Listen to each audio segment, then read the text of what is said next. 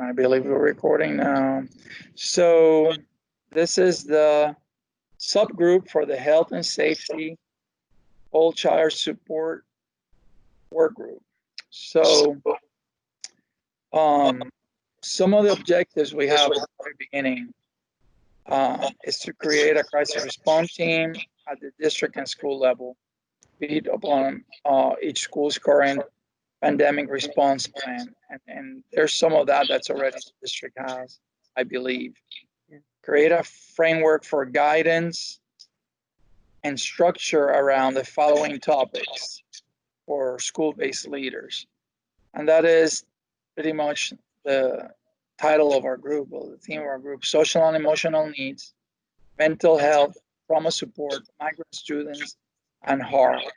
So I'm going to stop at those two, then we'll see how far we go, and then we can go further down. Do any one of you want to start, or do you want me to start with what I have? Well, I'll just say one thing is that, you know, as long as it's what we have is, I think some of the COVID concerns are probably going to be, you know, pretty specific and maybe add to, but I don't know what they have right now, but if it's specific to this, it's grown to something really huge, and our cases are growing. And at one time, I did not know many people that had it, but now I do, and in the hospital and sick. So it's gonna be a very strong issue with us actually going back to school as it rises. So I'll just say that part. Dr. Olson, do you have any opening remarks? I do. And I believe that to kind of mirror what Kyla is saying, is this is going to affect not just individuals, but the entire school, not just students, but staff as well. So I think as we progress here, we need to look at a continuum of supports, and not just those students who were personally affected, but look at what we're going to do for the whole school. And then for those who are personally affected, then they would receive those more detailed services.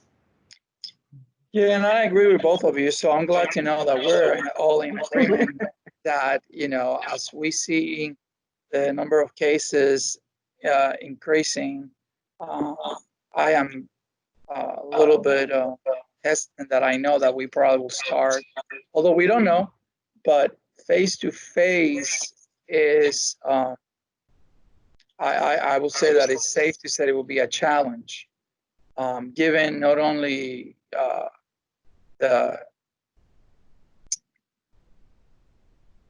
expectations that the CDC and schools, or the time frame that we have left to accomplish them. Because if we follow the schedule, I believe teachers are supposed to go back to school on August 3rd. So that's about 4 weeks, a month's time. So I don't know if we can be. Now, one of the things that I think that we need to keep in mind is that the task force, when we got sent, we had a meeting, I think it was 2 meetings ago. The plan was to go face-to-face.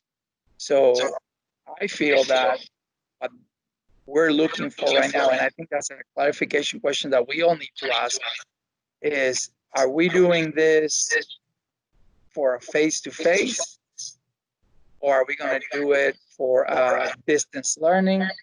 And that was an excellent question that was brought up 2 or 3 meetings ago, because we cannot plan in 4 weeks for 3 different scenarios.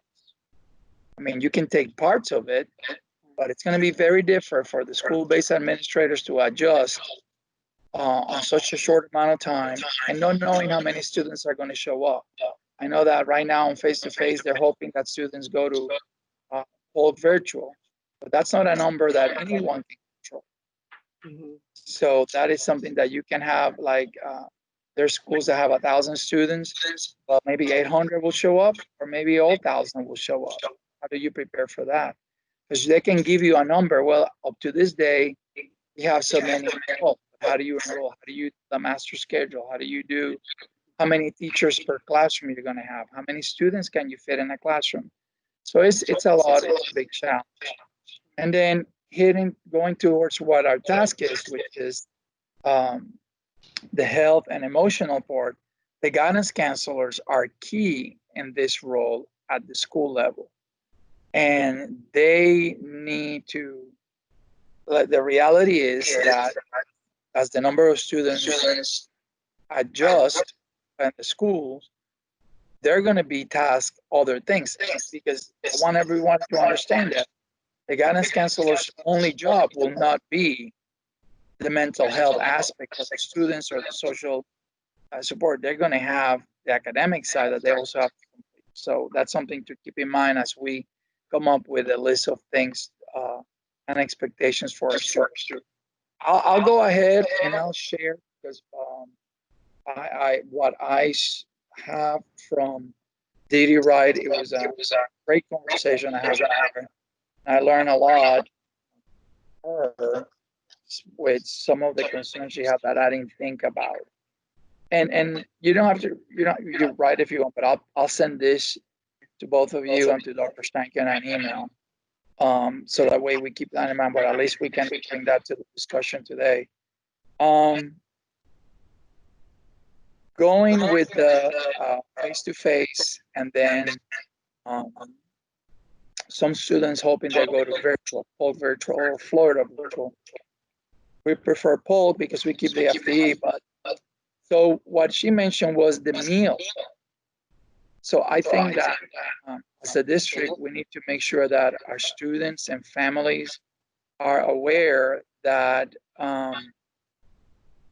that the meals will be available. I don't know if that's a possibility. I don't know how that works, but if you select all virtual, you can still receive your breakfast and lunch, because so many of our students need that. And the thinking behind that is, we don't want a student to not feel safe going to a face-to-face scenario, but the parents saying, well, he has to go because that way I guarantee that they get their lunch and their breakfast. So that's something, that's the second concern that I spoke with her about it, and she brought it up. Then even if it's Polk virtual, would there be a way which students can pick up meals, even if it's once a week or twice a week? So that was something that she brought up.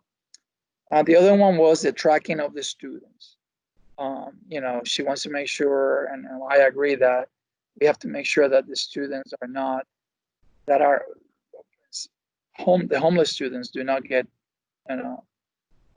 forgotten because they might move or they don't have a way of communicating with the teachers. So I know that as a principal, what I did at my school, we had the teachers and the guidance counselors provide us with we call it a missing in action type of list, students that we don't reach weekly. And that's submitted to the administration and the guidance counselors by an alphabetical order. And they reach out to them. If if we have no luck reaching them, we will use even the resource officer at our school was very kind, and she was willing to go to places if we have to. So, or administrators will go. Fortunately, at my school, we didn't have to we found everybody. We got in touch just to make sure that they were, not all of them were willing participants, but we were make sure that we afforded that opportunity if they wanted to. Third point was the mask for the students. If we require mask, Mrs. Wright brought the concern that will those students that are migrants and that are homeless, will they be able to afford to have the mask? So I think that we talk in one of the meetings that if we require, we might have to provide them. So at least have a number of them we can have for a certain segment of our population where we know that there are extenuating circumstances that they cannot afford, or the way that, you know, they move, they might lose a mask, and provide them a clean mask on a regular basis to make sure that they are safe. She also mentioned about enrolling students, because we will keep them. That's a question that I have. Are we going to keep on enrolling students? Because remember that if we go face to face and we reduce the number of students that go either Florida virtual or Polk virtual, it will reduce the numbers for the schools. However, that's not going to, or is it, prevent parents from enrolling new students that move in to the zone area. How is that going to affect the class size, which has to be at a certain number so it meets the CDC guidelines, with the 6 feet apart? So now if you have a class with 17 students, because that's the guidelines, an example, now a section or all the sections are at capacity, and you bring the 18, the 19, and the 20th students. I know that when it's for FTE, you can go over your class size certain number, but now we're doing it for health reasons. If that student is to be get sick, we probably will have, we will have some explaining to do. So we're concerned about that. Is enrollment going to be capped at the schools? So no new students come in unless they go virtually. And that brings me to my last point that I spoke with Ms. Wright, which was the migrant students. They do not come in usually during when everything is normal. They come in usually later in the semester. Will those students be allowed to enroll face-to-face if face-to-face is available? If not, will laptops or iPads, depending, because it will be K-12, will be, kept for them. So when they come, there's a number of laptops. And then she says that the migrant group has some, but they don't have for all students. So one of the things that I said is that once we decide what we're going to do, to make sure that schools, probably my suggestion will be that schools keep a percentage based on their previous year number of migrant students that they have a percentage of laptops or iPads reserved for students, because they most likely will come. And if they're not used, then we can use them as replacement for when other students' laptops do not work, or we can just, hold them there in case another school needs some more laptops. But that is a very good point, because, we always use the first come, first serve. That's how I distributed at my last school. But, migrant students will not be here till probably October. So we have to have at least a percentage of our resources allocated for them when they come in. So I spoke with her, and I said that I think that it will be important that she has a list ready to go of students that are in the HEART program for the guidance counselors, Kayla, so they can have them in the event that the administrator, because I think that, I'm going to be honest, we have to tell the administrators, these are the HEART students that have agreed to be identified as a HEART student, because I learned that she says that some students don't want to be identified. So that's fine. But those that agree upon, once we check the list of students that we are not seeing on a regular basis, the guidance counselor can go through the list, and if they notice that one of the students is either it's in the HEART program, that then they can let the administrator know, or even let her know, so she can assist us reaching out to the students in the event we go virtual. So those pretty much was a conversation. There's a lot more details out, but I want to hear what your opinions on what you have on the mental health side, because that will be extremely interesting. So I will send you this note on an email, and we can talk some more about it. But as you can see, the conversation with Ms. Wright went from face to face and then also virtual. So it's difficult just to stay on one path because we don't know what's going to happen. So I guess we have to kind of like juggle both at the same time. But that's pretty much what I have. Dr. Olson, what do you? Any? I was looking at what you said about the guidance counselors list. You know, they don't come back till the 20-something. 23rd, I think. No? Yeah. So. Yeah. They'd have to probably get that from them, you know, that week or whatever. Yeah, because they're not going to do it, not get paid, and you know, if people. Well, and they're happy about getting a break. Let me tell you, because we work longer, you know, being middle school, and I mean, a lot of us do, you know, and then we got to go back early. Our time is shortened, you know. There's a meeting. There's a meeting, and it's in that list on July 22nd. There's a meeting scheduled for school-based administrators. And the plan at this point is to be face-to-face, and it's only for principals. And then the 23rd, it will be a virtual meeting with principals, assistant principals, I think deans.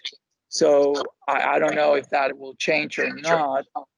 And I'm pretty sure that some of us will probably be in the meeting presenting or answering questions. So it is kind of like, that's a good point, Kayla, because the guidance come that day. And I don't know if we want to have the principals at a meeting when they need to be working with the guidance counselors. Right. Yeah, so that might be something to consider. Maybe we want to have a day or two with the guidance, and then, or maybe we need to move our meeting a little forward, even if it's just virtual, so that way we can have information for our guidance counselors. I'll point that out. Well, I think getting a plan in place and working out some of these problems before the principals meet with the school counselors, just to make sure that we're all clear on what the going back to school plans are.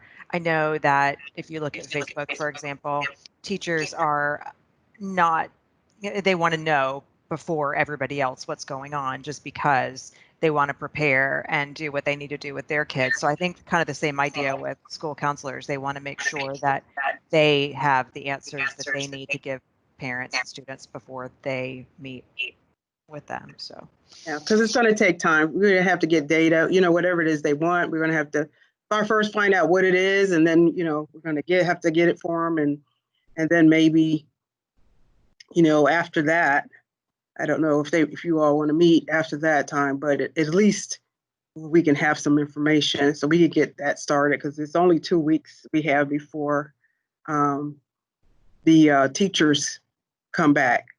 And, you know, I almost wish we could have it like after the holiday, but it's just one of these things that it takes a little bit of time to get everything together, and not knowing really, because we have, you know, students that are going to be doing it virtually. I mean, you know, they're going to be virtual. I already saw a list of people wanting me to put them in the class. I mean, you know, to okay it, to approve for their virtual classes. So, how many did you have at your school?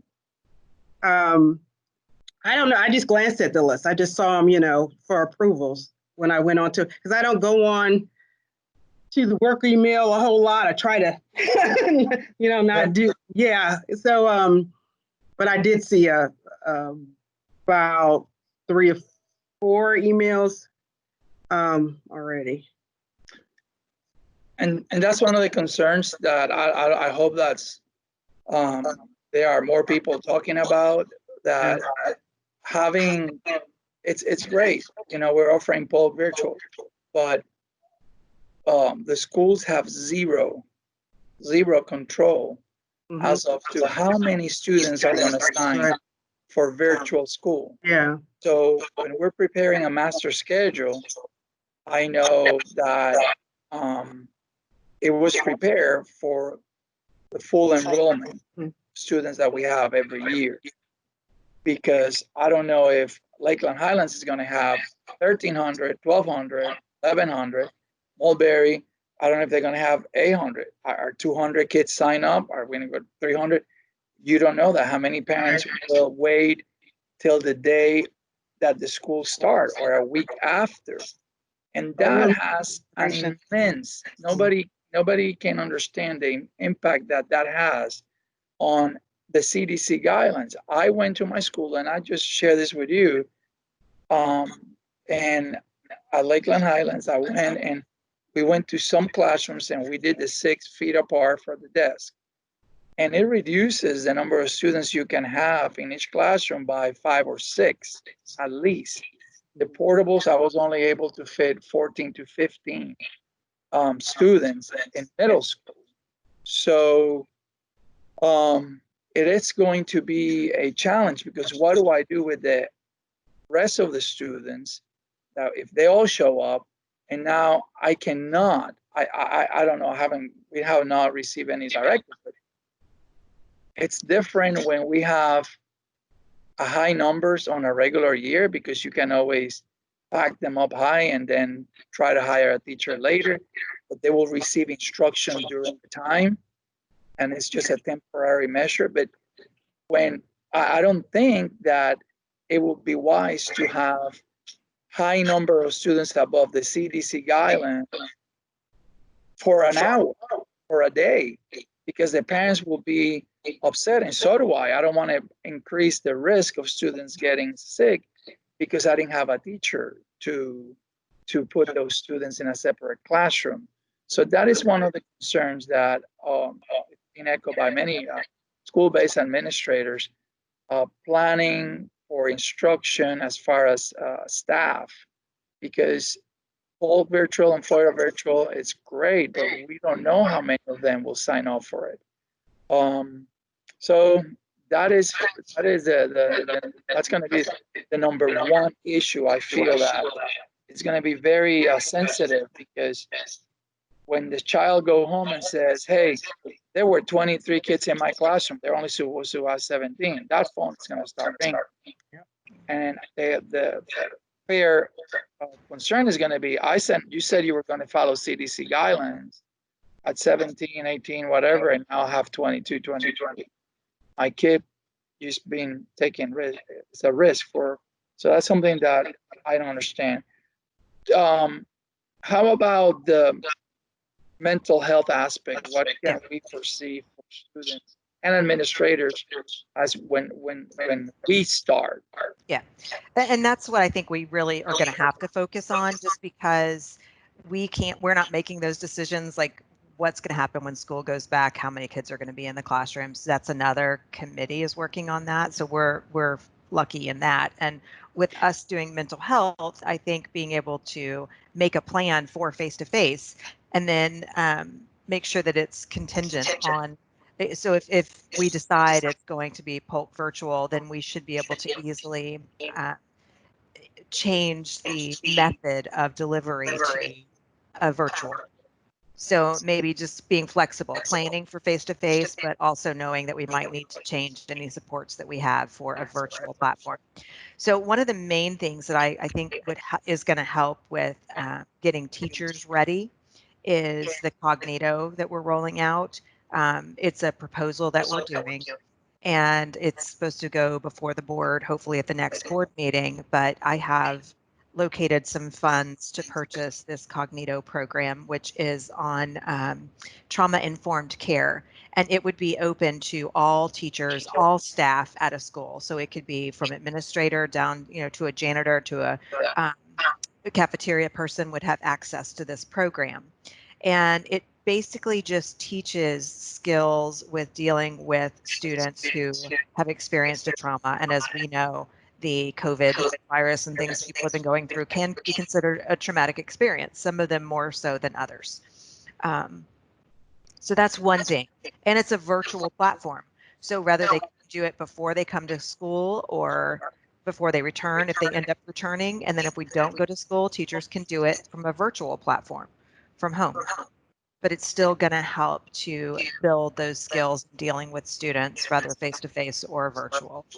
I have a simulation I can send you guys so you can take a look at it and see what it looks like. But it's almost like, what's the word I'm looking for? An avatar. So the teacher goes in and they have an actual virtual conversation with a student who's experiencing a trauma, and they can choose what they're going to say to the student. So are you going to tell them, oh, I'm sorry this happened to you? Or are you going to say, oh, tell me more? And you choose what you would actually say. And based on what you say, the student reacts. So it walks them through an actual conversation. And if they say something wrong, which we all know sometimes we do say the wrong thing, the student will let you know. And then you'll have the opportunity to go back and correct what you said to the student. So it's basically teaching them how to have a conversation and be sensitive and deal with somebody who's experiencing something difficult. So I'll send that simulation link to you guys, but that is one thing that's being rolled out. The other thing is we are contracting with Julie Alvarado, who is a trauma-informed specialist who's coming in to build capacity through our mental health facilitators, teaching them how to build trauma-sensitive classrooms. And then our facilitators are going to go into the schools and help the schools get trauma-sensitive classrooms. And what we mean by trauma-sensitive classrooms is having, for example, a calm corner, a place for a student when they're feeling dysregulated to go to, and they'd have to get permission. There's steps that you go through for that. But being able to create classrooms that are warm and inviting, that don't cause reactions in students. And if they do have a reaction, they have a calming corner that they can go to in order to regulate and then come back to class. Let's see what else we have here. Oh, youth mental health first aid is required it's supposed to be for the entire district, but we have been targeting 5 people per school per year in order to meet that minimum. We are working on getting some trainers trained in the virtual module they're offering, which is something they haven't completed yet. And as soon as they do, we're hoping to be able to offer that from a virtual platform. Invite on that. Yeah. It's one of those things where we were asked to participate and we thought we were learning how to teach it, that we were going to, but apparently it was a pilot program, and we have been working out all the kinks that have come up in the online module. So that is something that will also be a good resource, since we know we can't meet face to face with a large number of people. So hopefully we'll be able to teach that virtually. Let's see. I am trying to get a mental health resource page added to the district web, because if you look at the district web page, there is not a page for mental health resources. So I've sent an email and I was told that they would support it. It's a good idea, but I want to have those resources on there that people can click on and be able to either request services from a mental health professional or to even get access to community resources, because right now there just isn't a place for them to do that.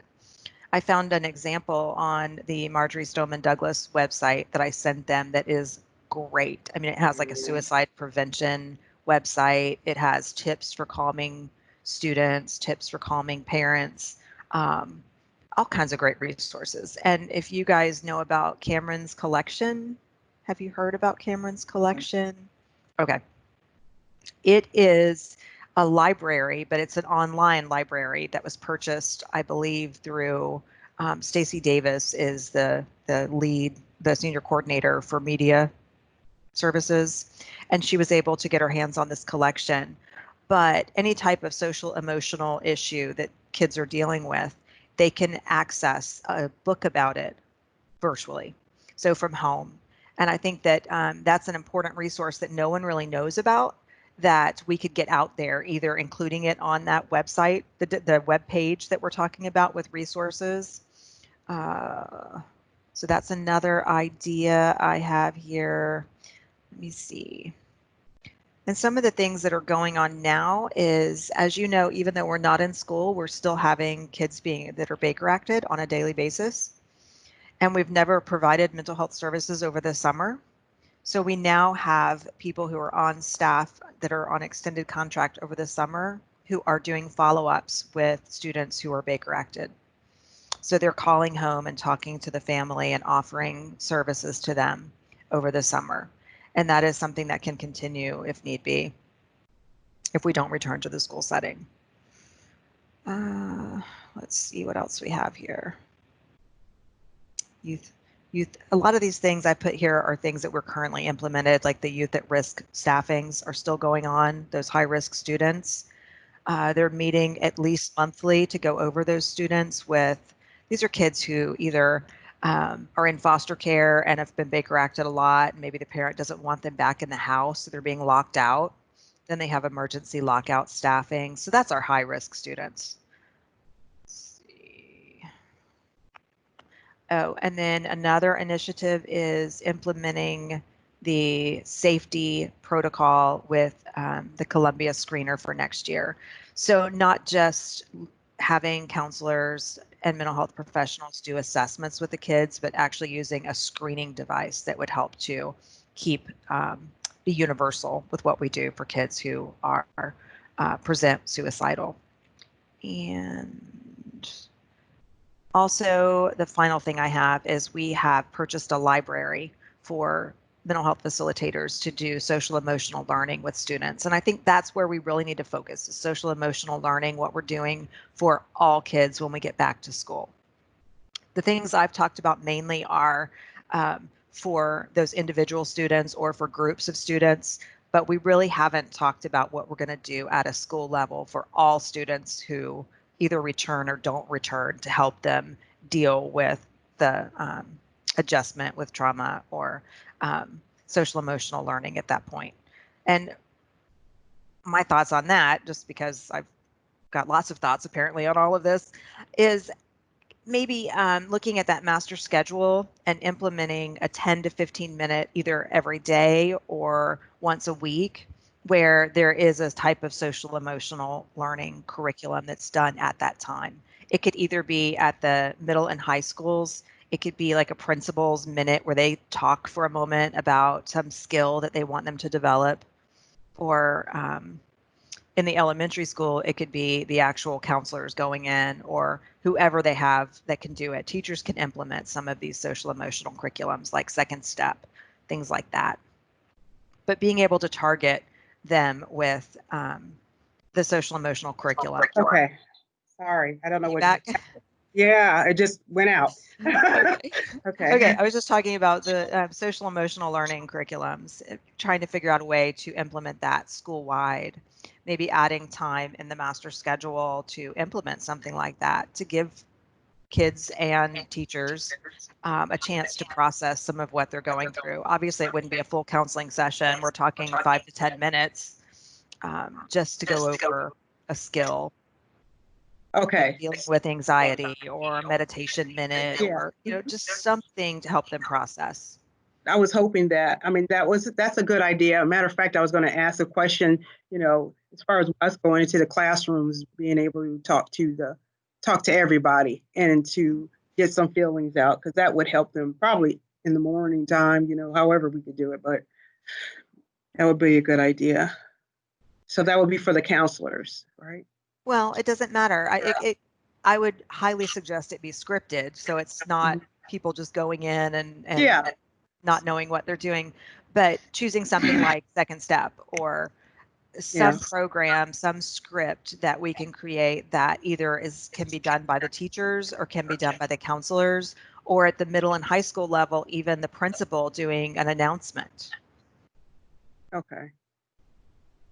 However it is, I just know that maybe, I don't know if Dr. Nottage and the elementary person that's headed, they're going to meet with us or anything with, Ms. Skaggs, meet with us about what we should be using so that we're unified. We all know what it is, give us the choices and say, look, use this and this and this, because rather than us all using different things, I think it would be good if we had Yeah, or written script. We could something, take bits and something in pieces general. Yeah, right, and create something right. if need be.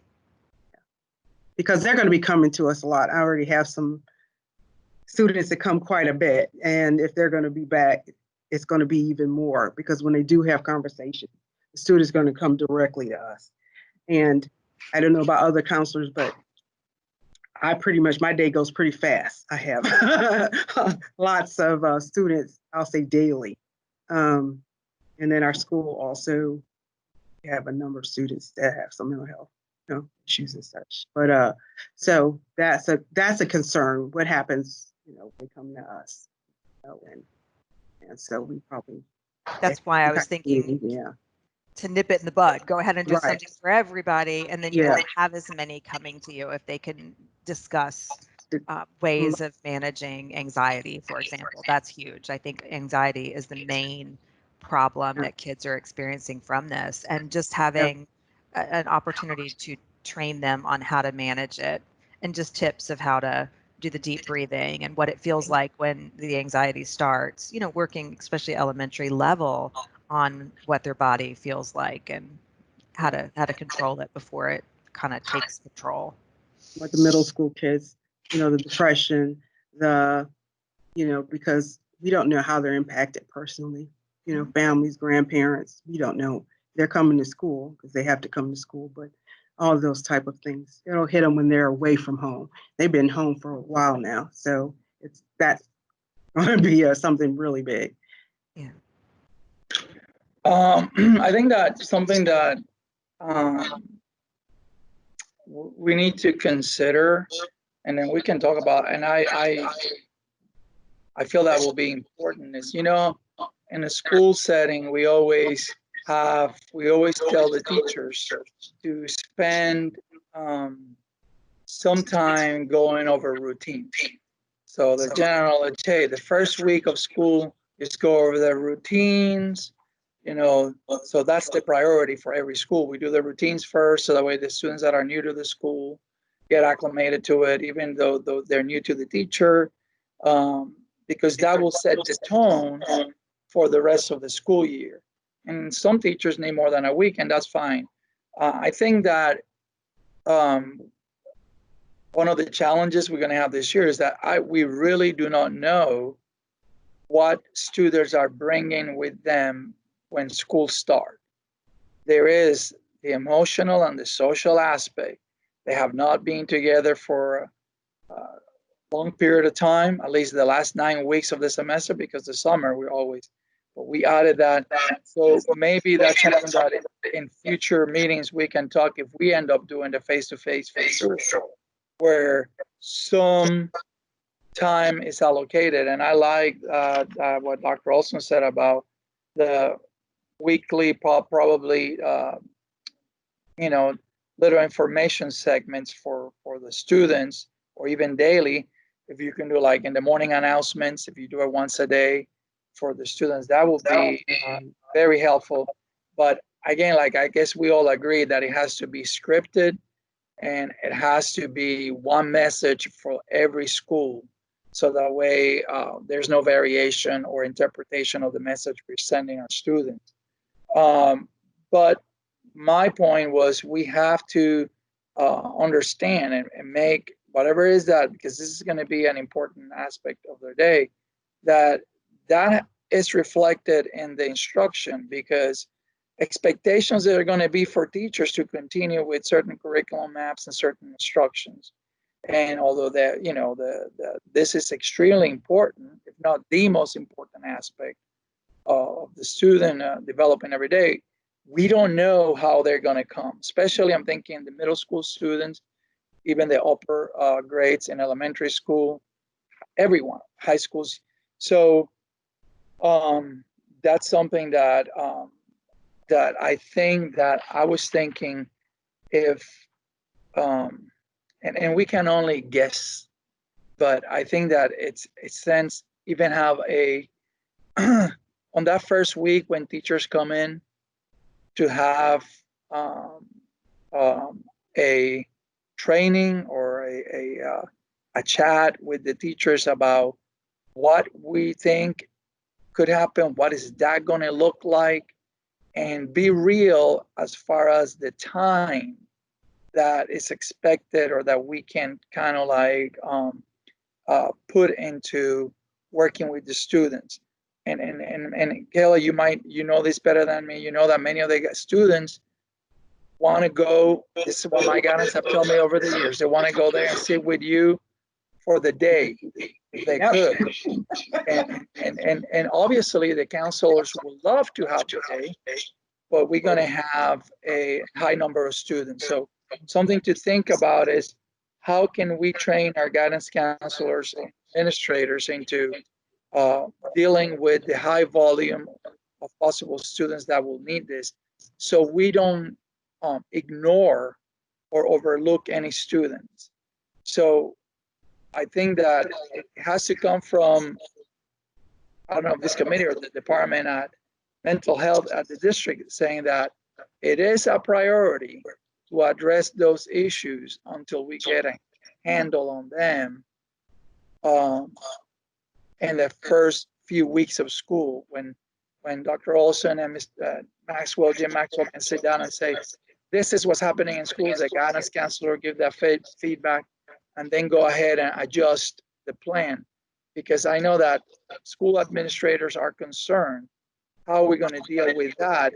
And remember, at the same time, and it has to be explicit, continue with instruction, because the DOE still we have instruction to be imparted in the classroom.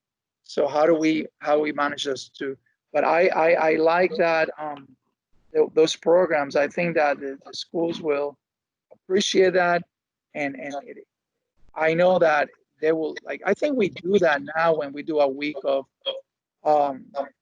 training, and we put it, like, schools usually do it through social studies or ELA and everybody at the same time. So I think that's the one of the best delivery methods that we have, and have the teachers, we have something for the teachers to be scripted, so that way all students get the same message.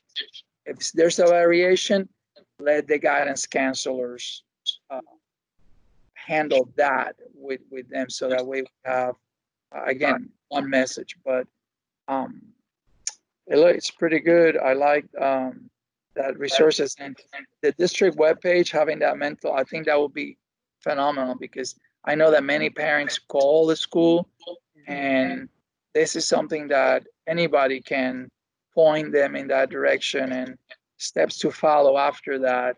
And if need be, they can reach out to the district and talk to somebody if needed. But I think that it's a great first step. So anybody, any other comments, ideas? One of these things that if, until school starts, we really don't know how it's going to be. And and when we're there, it's something we've never experienced before. I really like what Dr. Olson had, but I know her, so it's hard for me to say Dr. Olson. But anyway, so she's got some wonderful ideas. I know that's excellent as far as the program, and I do agree as far as us, having script as far as what we should be saying. Of course, it's creating that script that's going to be the fun part. But Yeah, it's going to be a tapering down process. I mean, they need to put the time in the first couple of weeks of school in order to work with this and to deal with the emotion. And if they put that time in the front, front load it for all students and all staff to have a chance to talk about it and to work through it, then you can taper that support off. And then you'll just have to deal with the students who need that extra support. And those are the ones that'll be sitting in your office all day. and the good thing that, like, I'm thinking, since we all are getting used to using Zoom and Teams and all that, I'm thinking that, for example, Maxwell, Dr. Olson, they can, on periods of time, I don't want to give you more work, but your staff can do this live to a school, because remember that we cannot get them in the cafeteria, we cannot get them in any assembly. But what we can do is, even if it's recorded, or even if there's a small group or certain level, grade level live session where the instruction or the message can be given. I think that has a powerful impact to students, because we send the message, they're taking the time too. This is not another of their canned things where we're not going to be. So I think that, district level personnel can address the students live. But I wanted to ask you, because I experienced the mental health first aid at the school I was before. And if I agree with you, if we were to do that virtually, we can reach a greater number of staff members in one shot. And that will be phenomenal, because we were staggering. And then you know how it goes. Well, I have a meeting, I have this, I cannot go, and got that out of the way. But I attended mine, and of course I was hesitant, but there's some good information there. So you take what you need for your school, and I think that if we can do that now and tweak it to address some of the issues that we're expecting, that's real and has a great impact on the school staff. That will be very good. I think we're going to have to be very careful on what our message is, because honestly, we're going to hear things we always say, I never heard that one before. Well, let's get ready, because that's coming probably on a daily basis. So I appreciate that you guys are thinking about doing that virtually if possible, because that is that's practical. And I know that it will be appreciated by the staff. Well, unfortunately, that's not our choice, though. It's National Council does the curriculum, and it's we're not allowed to alter it in any way. So we have to wait for them to put it out live or virtually. And the other thing is, it's still only 30 people per class. Even virtually, you can only have 30 people. But it's half a day, so we can have 2 classes in a day. So we'd still be able to put it out a lot faster. So we're hoping, we're working with them, being that pilot group, and hopefully it'll be on the books soon. Good. I just want to let you know that it has a value to the schools. It will be good. So what I'm going to do is,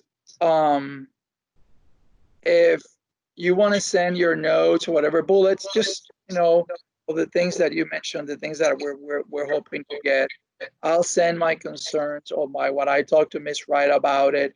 Kayla, if you have anything from the guidance perspective that you want to send to us, and then we all send that to Dr. Steinke, I'm pretty sure she will put it together, and when they get into their cabinet meetings or the next level of meetings that they're making the decisions, they can take those into account. I think that we will be okay. I believe that we will still have another meeting next Wednesday at 9 o'clock. I do not know if it's going to be the 3 of us, or if we're going to be getting the group a little bigger, or if we're going to stay this way. I guess they're going to see what are their needs. But if there's anything that either one of you want to share or want to, share with, just to keep us updated on what's going on, just we can send it to each other. Any questions? That way, I think that the point is to try to help the committee with our piece of the pie, so they have information that they can share at the bigger meeting and with the school board members in the reopening. I know that I believe the summer school is going to be virtual. So the summer school is not going to be face-to-face like time before. So that's a change. So, and if there's anything, you're going to send the simulation, you said, for Cognito. Okay, that'd be interesting. Yeah. And if there's anything you guys think about it, share with me and let me know anything I need to do or anything. If I think of something, I'll reach out to both of you. I know that I know I worked with Kel before Mulberry. I never worked with you, Dr. Wilson, but I'm happy to be working with three of you, and hopefully our group is the best. You know, I so. think it is. It's already the best. And I wanted to mention too on Cognito, I'm going to send you the simulation that we're looking at purchasing, but we already have access to one of the elementary and the middle and high school version of Cognito for suicide prevention. Yes. So just take a look at that, and it is a free resource to all of Polk County schools right now. This is looking at adding the trauma informed. So when you're in there, if you want to take a look at the others, feel free to do so. I think it's a great resource for everybody. All right, it is 9:49, so I think we're ahead of schedule. So if no one has anything else, you can always reach me by email, and then we can get we can do this if we feel that there's something that. The only thing I will say, if there's anything that we need to talk before, we can do it over the phone, because it's only the three of us, so we can do a conference call. But I think for the purpose of the task force, we have to do it in Teams so it can be recorded. Okay. Right. So keep that in mind as an option. All right. I appreciate you both listening and putting up with my. I think that we're gonna do great, and I like, our goal is to help with our piece of the pie to the good of everybody. Okay. All righty. Thank you so much. Have a great day. Thank you. Bye bye. Bye.